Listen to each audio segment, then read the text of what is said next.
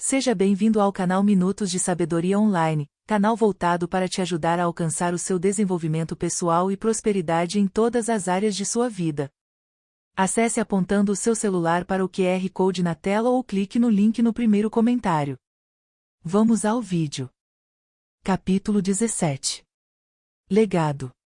Vidas de grandes homens nos lembram que podemos tornar nossa vida sublime e partir, deixando para trás pegadas nas areias do tempo.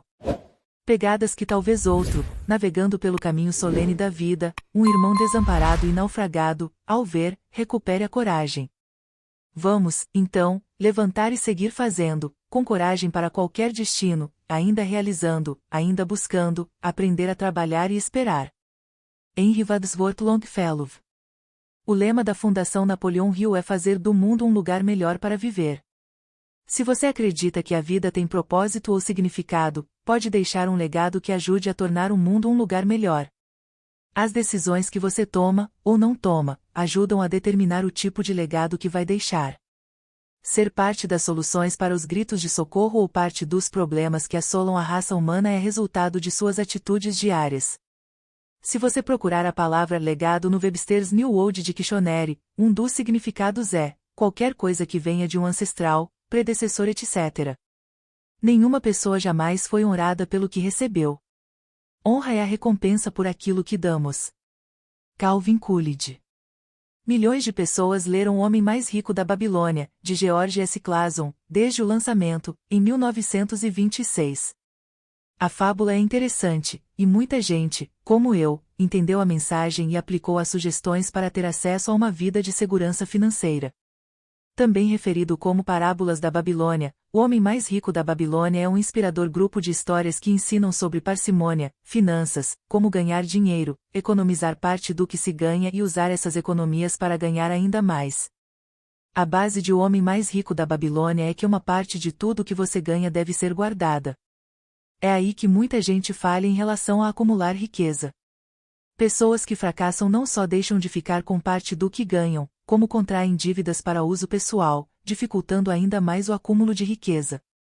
Embora a história apresente conselhos maravilhosos, é só uma parábola, isto é, uma história simples que ensina uma lição. A narrativa de O Homem Mais Rico da Babilônia se compara à história de Andrew Carnegie, com a diferença de que esta última é real. Sua biografia é parte da história norte-americana e muito mais fascinante que a parábola do Homem Mais Rico.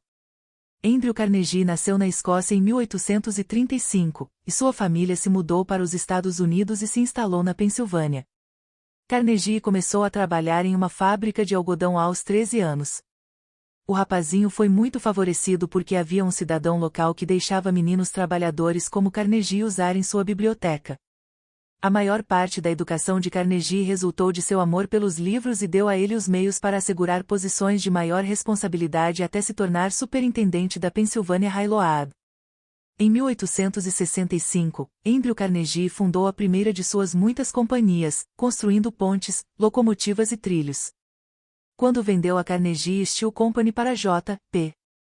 Morgan, em 1901, a empresa estava avaliada em $400 milhões e foi a base de uma organização que se tornou a US Steel Corporation. Em 1870, Carnegie deu início às suas muitas doações filantrópicas.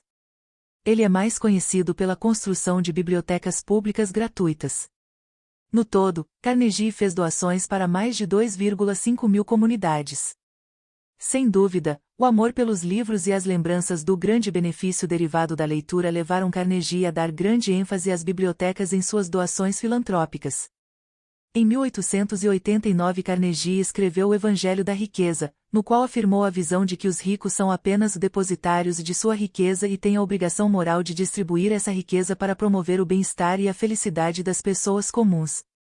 Carnegie foi um escritor prolífico, mas a citação pela qual é mais famoso é: "O homem que morre rico morre desgraçado."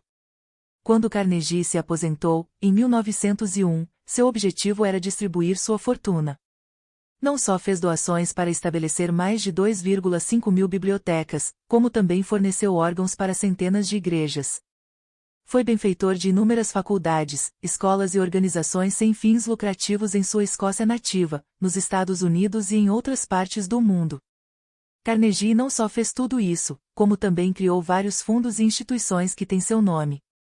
Quando morreu, em 1919, havia doado cerca de 350 milhões de dólares ao longo da vida, e seu legado permanece hoje como resultado das doações para fundos e instituições. A maioria das pessoas não deixará um legado que possa ser comparado ao de Andrew Carnegie em termos de contribuições monetárias para o benefício da humanidade. Mas quase todo mundo pode deixar um legado de uma forma ou de outra, e não precisa ser de natureza monetária. A maior recompensa para o trabalho do homem não é o que ele ganha com isso, mas o que ele se torna com isso. John Ruskin. Enquanto atuava no setor bancário, tomei conhecimento de muitas histórias sobre deixar um legado. Não consigo pensar em maneira melhor de deixar um legado que realmente ajude a fazer do mundo um lugar melhor para viver do que colaborar para a educação da nossa juventude nesta e nas próximas gerações. Quando eu era banqueiro, 2 dos meus clientes eram um tio e uma tia. Tio Clint era irmão de minha mãe, e eles eram 16 irmãos. Como só estudou até o 3º ano e minha avó morreu com 40 e poucos anos, tio Clint não parecia predestinado ao sucesso, nem dava a impressão de que deixaria um legado para futuras gerações. Tio Clint trabalhou em uma mina de carvão durante a maior parte da vida. Embora hoje os salários sejam altos, quando começou ele ganhava $3 por dia, e recebia cerca de $20 por dia quando se aposentou. Ele morava em uma cidade pequena e construiu alguns quartos atrás de sua casa, para alugar para trabalhadores da construção civil e vendedores. Isso rendia um dinheiro extra. Clint e sua esposa, Lucille, não podiam ter filhos, vivendo com muita frugalidade, economizavam tudo o que recebiam, menos o necessário para a sobrevivência. Clint e Lucille foram ao meu escritório uma vez por mês durante anos e anos, sempre em busca de orientação. Não investiam em nada além de certificados de depósito. Lucille morreu uns 2 anos antes de Clint. Antes disso, ajudei meus tios a fazer seus testamentos com um advogado local, William J. Sturgill, benfeitor de longa data da Universidade da Virgínia e meu amigo. Sturgill preparou os testamentos sem cobrar nada. Clint e Lucille haviam acumulado $1,2 milhão, basicamente em dinheiro e sem nenhuma dívida. Passei muitas horas do almoço com Clint e Lucille, ajudando-os a planejar o que fazer com sua riqueza. O dinheiro foi designado para causas variadas, $100 mil para um centro local de tratamento de câncer, a mesma quantia para o Hospital Infantil St. Jude's e para o Fundo Infantil Shriner Scripted. A maior doação foi de $500 mil para a Universidade da Virgínia, dinheiro que deveria ser convertido em bolsas de estudo. Quando Clint morreu, aos 91 anos de idade, meus primos Askel Lambert, W.C. Lambert e eu nos tornamos executores dos bens. Depois de pagar as parcelas do testamento destinadas a itens como manutenção do cemitério e de um parque infantil local, o valor destinado à universidade na verdade ultrapassou $700 mil.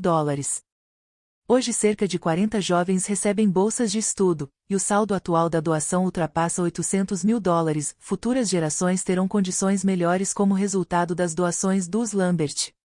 Apesar de terem tido pouca educação formal e nunca terem pisado no campus da faculdade, seu legado foi garantido pela generosidade. Andrew Carnegie, fundador da US Steel e uma das pessoas mais ricas do mundo, disse: riqueza excedente é uma responsabilidade sagrada que o dono tem o dever de administrar durante a vida, pelo bem da comunidade. Em certa primavera, o jovem Andrew Carnegie teve coelhos que se multiplicaram muito rapidamente, e alimentá-los logo se tornou um problema. O pequeno Andrew prometeu aos colegas que daria a cada coelho o nome de cada menino que o ajudasse a colher cravos e dentes de leão para alimentar os animais. Sua primeira experiência como contratante de mão de obra foi um imenso sucesso. Andrew Carnegie não estava interessado nos detalhes técnicos de seu negócio e sabia muito pouco sobre os processos mecânicos. Mas entendia necessidades, comportamentos e aspirações humanas e tinha um sistema de incentivos que atraía indivíduos para trabalhar para ele. Em 1908 o jovem Napoleon Hill foi enviado para entrevistar Andrew Carnegie. Dá para imaginar a cena? Hill foi à mansão de 45 aposentos de Carnegie, com vista para o Central Park de Nova York. Hill havia nascido em uma cabana de madeira nas florestas do sudoeste da Virgínia.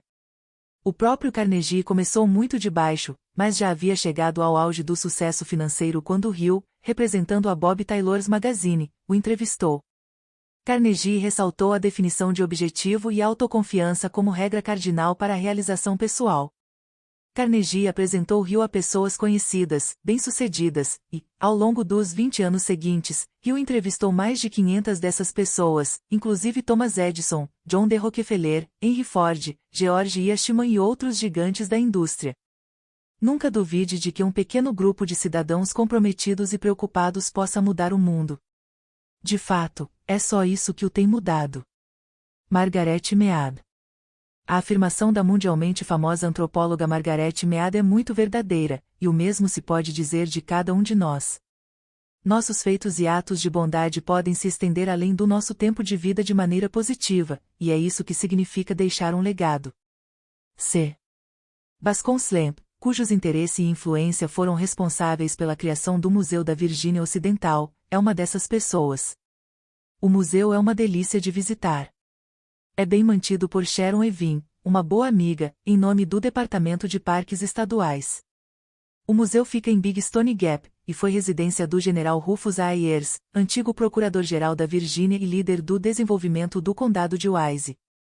Depois de entrar na Guerra Civil, aos 15 anos de idade, Ayers se tornou um advogado muito bem-sucedido, banqueiro e gigante imobiliário com interesses em minas de carvão, madeireiras e política.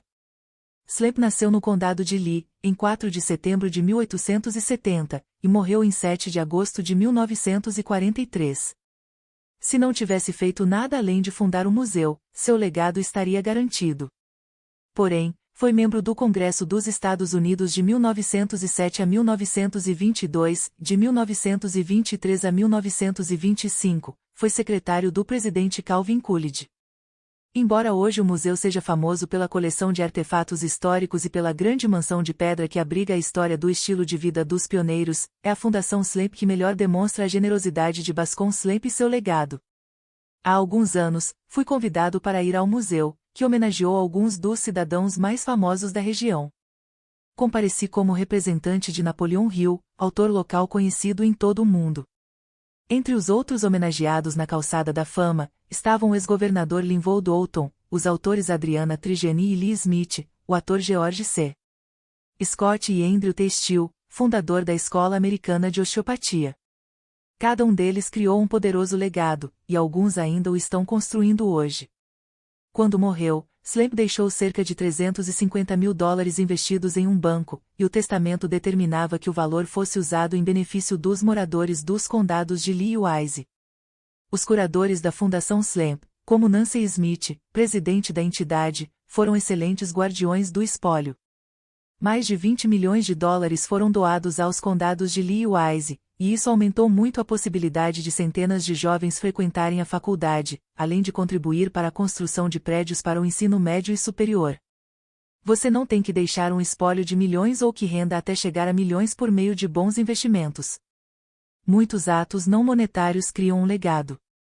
O legado que construímos é criado pelas decisões que tomamos todos os dias.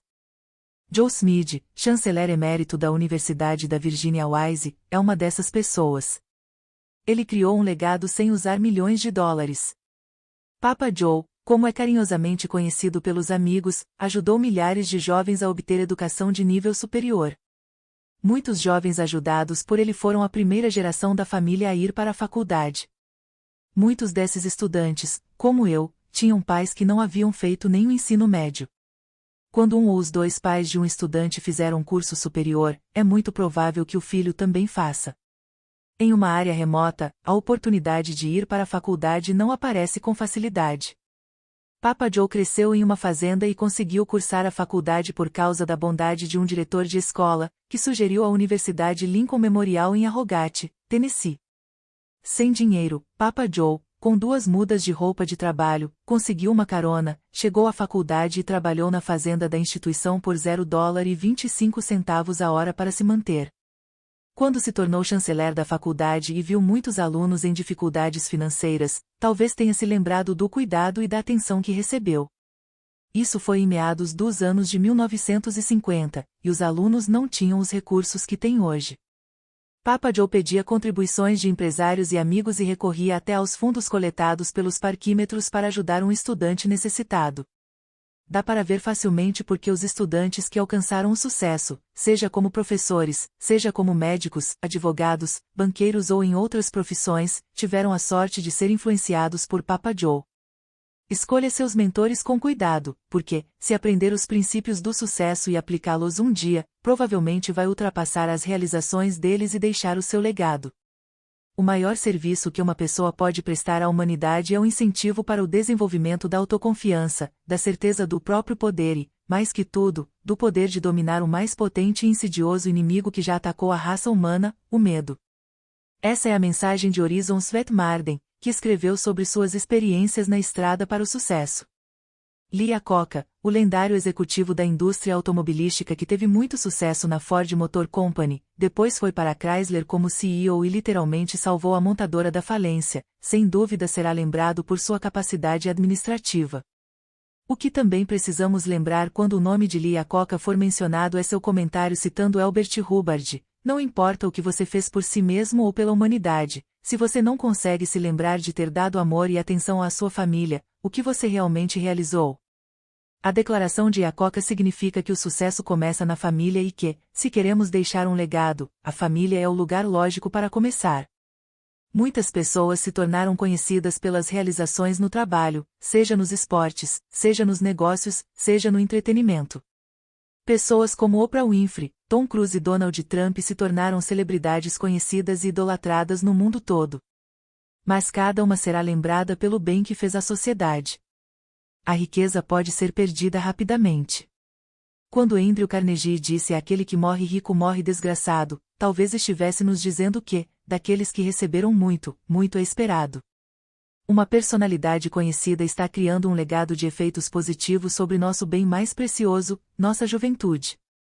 E essa personalidade eu conheço pessoalmente, Dolly Parton, nascida na pequena cidade de Sevierville, Tennessee, à beira do Parque Nacional das Montanhas Great Sock, realizou feitos impressionantes e influenciou a vida de milhares, se não milhões, de pessoas pelo mundo com seu talento e filantropia. John Ruskin, escritor inglês do século XIX, escreveu: você vai descobrir que a simples decisão de não ser inútil e o desejo honesto de ajudar outras pessoas vai, da maneira mais rápida e delicada, melhorar você mesmo. Admito que, no começo da minha carreira, era dinheiro, dinheiro e dinheiro que me motivava, porque eu pensava nunca ter o bastante. Conforme envelheci, aprendi o que filósofos e outros homens sábios nos disseram: a felicidade não está em muitas posses, mas em ser útil aos outros. Albert Schweitzer resumiu bem ao dizer: o propósito da vida humana é servir, mostrar compaixão e vontade de ajudar os outros. Quando percorre o caminho pessoal para o sucesso, você descobre por si que a felicidade está no serviço. Como Tom Brokaw disse uma vez, é fácil fazer dinheiro. É muito mais difícil fazer a diferença. Como todos nós somos parte desta terra, naturalmente devemos querer ajudar os outros. Albert Schweitzer provavelmente disse melhor: você deve doar um tempo ao seu semelhante. Mesmo que seja pouco, faça alguma coisa pelos outros, alguma coisa pela qual não receba pagamento, mas que tenha o privilégio de fazer. Todos os nossos sonhos podem se realizar, se tivermos a coragem de ir atrás deles. Walt Disney. O autor Horizon Sweetmarden escreveu que devemos ter castelos no ar antes de termos castelos no chão. Napoleão Hill escreveu que pensamentos são coisas. Hill estava simplesmente expressando a mesma coisa que Marden: tudo começa em nosso processo de pensamento. E também acaba lá. Fim.